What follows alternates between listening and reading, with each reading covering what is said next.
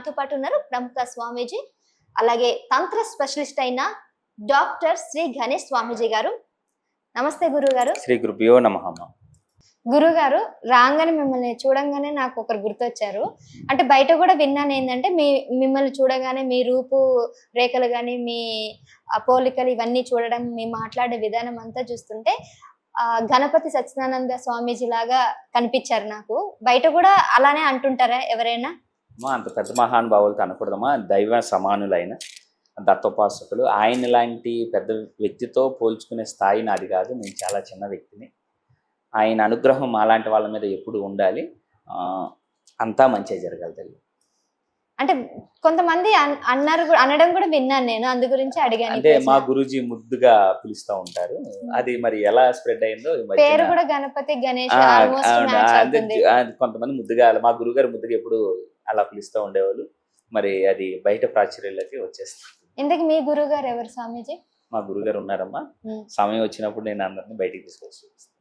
So అయితే మొత్తానికైతే ఒక ఇన్సిడెంట్ వల్ల మీరు ఈ సాధనలు చేసి. ఇన్సిడెంట్ అంటే ఏమీ లేదమ్మా, ఆ దైవం నన్ను ఇలా నడవాలని నడిపించిందండి. నేను కూడా ఎడ్యుకేటెడేనమ్మా. నేను డిగ్రీ కంప్లీట్ చేశాను. మీ ఆశయం ఏంటి గురువు గారు? ఆశ్రమం లేదమ్మా. ఇప్పుడు ప్రజెంట్ ఇంటికాడ పైన పీఠం ఉంది. ఇంటికాడే పైన 3వ ఫ్లోర్లో అమ్మవారికి ఒక గది, నా ఆఫీసు, అక్కడే హోమగుండం ఉంటుంది. త్వరలో ఆశ్రమ నిర్మాణం, రేపు ఆగస్టు నుంచి సెప్టెంబర్ లోపు ఆశ్రమ నిర్మాణం జరుగుతుంది. ఆశ్రమం అంటే పెద్దదేమి కాదు, చిన్నది. ఒక 5 సెంట్లో ఒక డొనేట్ చేశారు ఒకళ్ళు, వాళ్ళకి ఏదో కార్యక్రమం ఏంటంటే ఆశ్రమ నిర్మాణం జరగడానికి రేపు ఆగస్టు నుంచి సెప్టెంబర్ లోపు జరుగుతుంది. ఒకవేళ మిమ్మల్ని కలవాలంటే అక్కడ హనుమాన్ జంక్షన్. హనుమాన్ జంక్షన్ అంటే కోటి సైడ్ ఉంటది. ఇక్కడ హనుమాన్ జంక్షన్ కదమ్మా, ఆంధ్రప్రదేశ్ విజయవాడ దగ్గర. విజయవాడ నుంచి 50 కిలోమీటర్లమ్మా. ఓకే. అక్కడికి వచ్చి వారానికి 2 రోజులే చెప్తాను. వచ్చే ముందు ఫోన్ అపాయింట్మెంట్ తీసుకొని రావాలి. ఓకే. సో ఇప్పుడు మీ దగ్గరికి ఎవరైనా రావచ్చు అంటే కొంత అర్హత ఉండాలి రావడానికి? అర్హత అంటే మీరు ఇంతకు ముందు అన్నారు ఎవరికి పడితే వాళ్ళకి నేను చెయ్యను అంటే నీకు అది కరెక్ట్ కాదు, చెడు అయితే నేను చేయను. అది న్యాయబద్ధం అయితే మంచిదైతే నేను చేస్తాను. వాళ్ళ కుటుంబానికి అది న్యాయం అయితే నాకు న్యాయం అనిపించాలి. వాళ్ళ కుటుంబానికి న్యాయం అంటే ఎలా అనిపిస్తుంది? ఇప్పుడు ఒక అబ్బాయి వచ్చి నాకు అమ్మాయి కావాలని, నేను అమ్మాయిని ప్రేమించాను, అమ్మాయి లేకపోతే నేను బతకను అని అంటాడు. కానీ ఆ అమ్మాయి ప్రేమించిందా, వాళ్ళ కుటుంబ సభ్యులు ఒప్పుకోవాలా, ఇటు కుటుంబ సభ్యులు ఒప్పుకోవాలా, అంటే వీళ్ళ కుటుంబాలు కూడా కలవాలి. ఇటు తల్లిదండ్రులను చూడాలి, అటు తల్లిదండ్రులను చూడాలి. అది కరెక్ట్ కాదు కదమ్మా. ఓకే. మీకు న్యాయం అనిపిస్తే కనుక మీరు చేయగలుగుతారు. ఓకే. అయితే ఇంకో లాస్ట్ అండ్ ఫైనల్ ప్రశ్న గురుగారు, అంటే మీరు ఇప్పుడు ఆశ్రమం అన్నారు, అదన్నారు, అంటే వాట్ ఈస్ యువర్ గోల్? అంటే నెక్స్ట్ ఎలా మిమ్మల్ని మేము చూడాలి ఒక 5 ఏళ్ల తర్వాత? 14 ఏళ్ల క్రితం కూడా ఇలాగే ఉన్నా. అప్పుడు గెడ్డం లేదు, జుట్టు లేదు. అప్పుడు అమ్మవారి సాధకుడిని, ఇప్పుడు సాధకుడినే. ఇంకో 5 ఏళ్ల తర్వాత నా గోల్ అంటే ఏం లేదు, నిత్య అన్నదానం జరగాలమ్మా. ఇప్పుడు ఆశ్రమం మాత్రమే, అది ఏ పీఠము అనే పేరైతే ఉండదు, ఆశ్రమం అని అయితే ఉంటుంది. ఆశ్రమం అంటే అర్థం ఏంటంటే అందరికీ ఆశ్రమం కల్పించేది.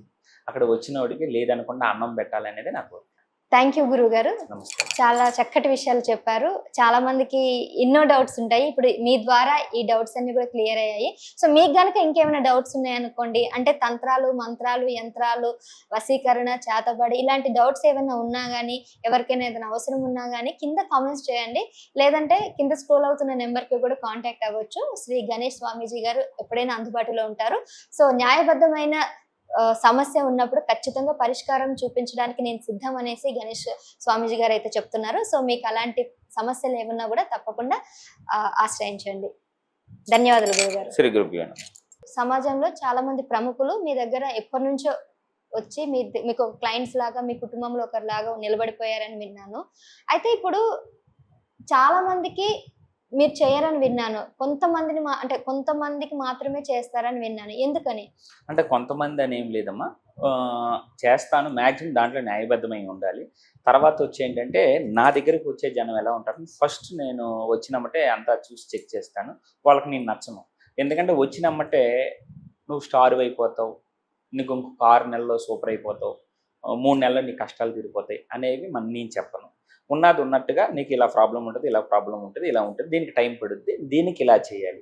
హోమం చేసినా, క్రియ చేసినా నిదానంగా స్టెప్ బై స్టెప్ ఎదుగుతావు తప్ప ఒకేసారి ఎదగటం అనేది ఉండదు అని చెప్పిన తర్వాత ఫస్ట్ ఆఫ్ ఆల్ యాజ్ యూజువల్గా మనం నచ్చం. కానీ తిరిగి వాళ్ళు 6 మంత్స్ తర్వాత మళ్ళీ నా దగ్గరికి వస్తారు. ఇలా వచ్చిన వాళ్ళు చాలామంది ఉన్నారు. చెడు మార్గంలో ఒకేసారి వశీకరణం చేయమన్నా నేను చేయను, ఒకేసారి అది చేసేయండి ఇది చేసేయండి అంటే చేయండి. నా మనసుకు నచ్చి నేను చెయ్యాలి అనిపిస్తే మ్యాక్సిమం నేను న్యాయమే చేస్తాను, అన్యాయం అయితే చేయను. అన్నీ సక్సెస్ రేట్ అయిపోతాకి అన్నీ సక్సెస్ అయిపోతే నేను దేవుణ్ణి కాదు, దారి చూపించేవాడిని, ఒక గురువుని, ఒక సాధకుడిని మాత్రమే. కేవలం మీరు ఓన్లీ ఒక దారి చూపిస్తారు ఎలా అంతే, వెళ్ళాలి. గురువు అనేవాడు ఒక దారి చూపించేవాడు. ఇప్పుడు నా దగ్గర నిలబడిన మీరు ఇందాక అన్నట్టుగా కొంతమంది క్లయింట్స్ వాళ్ళు ఎప్పుడు వచ్చేస్తారు, వారు పూజ చేస్తాను సార్ గురుగారు ఇలా వెళితే బాగుంటుంది వెళ్ళమంటారా, వెళ్ళండి ఇలా బాగుంటుంది సార్, అక్కడ పడిపోయినా సార్ పడిపోతున్నాం అంటే ఇలా చేసుకోండి పడిపోరు. ఒకేసారి 100 కోట్లు రావు పూజ చేస్తే, ఒకేసారి ఏమీ జరగదు. నిదానంగా ఒక్కొక్క ఇటక పేర్చుకొని ఇల్లు ఎలా కట్టుకుంటామో అలాగే జీవితంలో కూడా ఎదగాలంటే కష్టపడాల్సిందే. కష్టపడకుండా ఏది రాదు. నేను ఇన్ని సంవత్సరాలు సాధన చేసినా, నేను ప్రిడిక్షన్ చేసినా నేను అమౌంట్ పే చేసుకుంటా. అంటే ఊరికినే ఎప్పుడు చెప్పకూడదు. అందులో ఏంటంటే నా దగ్గరికి ఎక్కువగా అనారోగ్యం కేసులు, హెల్త్ బాగోళ్ళు, అండ్ ఇంకొకటి అదే ఎక్కువ నెగటివ్ ఎనర్జీని కూడా తీస్తుంటారు అని విన్నాను. ఎక్కువగా నెగిటివ్ ఎనర్జీకి సంబంధించిన క్రియలు చేస్తూ ఉంటానమ్మా. అంటే దాన్నే ఈ ఏరియాలో కొంతమంది బాగు చేత అంటారు, కొంతమంది నెగిటివ్ ఎనర్జీని తీయటం అంటారు.